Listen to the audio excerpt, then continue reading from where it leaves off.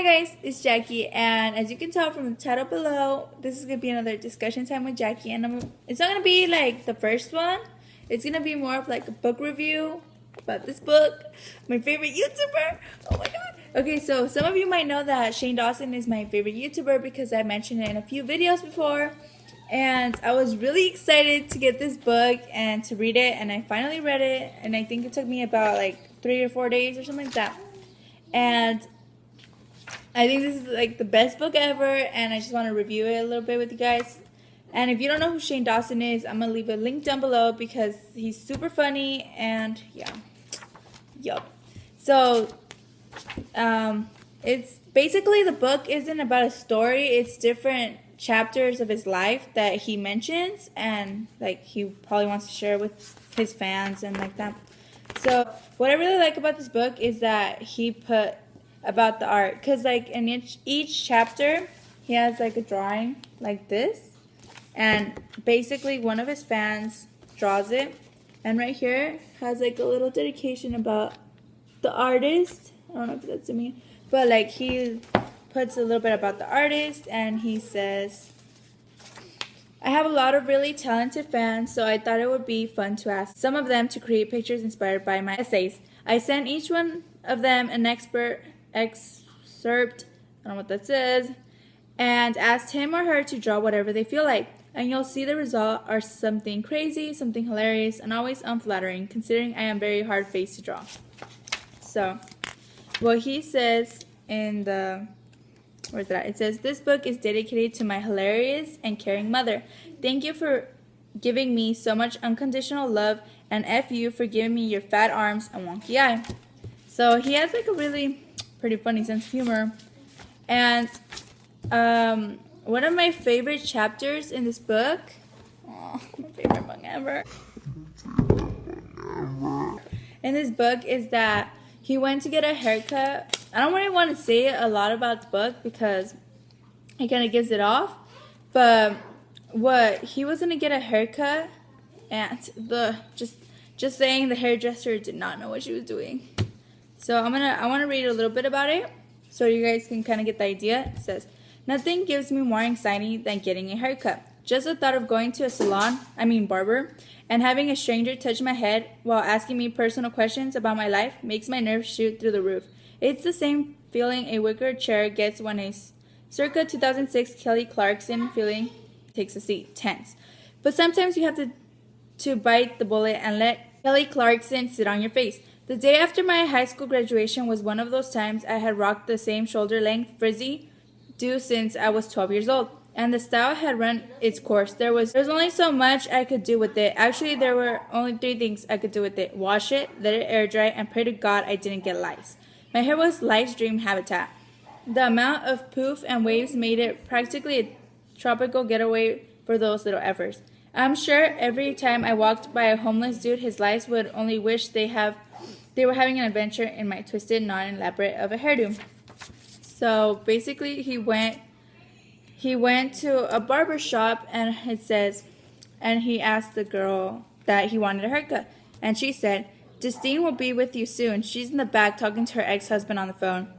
Definitely didn't need all that information, but thank you. So I flipped through a Spanish version of People magazine from 15 years ago, thinking, wow, I don't know who this Selena chick, but she is definitely going places. As I skimmed through the magazines, my rage phone started vibrating and playing Ashley Simpson, Pieces of Me. It was my mom calling. Hey mom, did you do it yet? No, still waiting. I think my stylist is in the middle of a custody battle right now. Oh, fun. Are you excited? Not really. I'm scared she's going to make me look like a troll doll. Aw, but you're my little troll doll. Not really the response I was looking for, but thanks, Mom. Well, call me when you're done and email me a picture on your pager. That makes no sense. Love you. So basically, the girl didn't know what she was doing. What I like about this chapter is that when she messed up, she wasn't like, she didn't like really say, oh, sorry. She was just like, oops. And he was like, oops, you better have spilled some of your Starbucks Frappuccino on my smock, because if that's oops is any related to my haircut, I will 1-star Yelp you so hard you have to change your effing name and move to Canada. Yelp wasn't really a thing back then, but hey, you get the point. I think I took a little too much off the back. I think I might have to even it out. Are you okay with that? Am I okay with that? Are you effing kidding me? You barely great achieving tacky dress, snaggle tooth.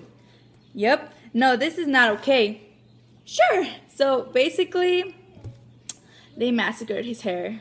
And yeah. So he had to straighten his hair after because it was really short, and then straightening it made it look kind of better.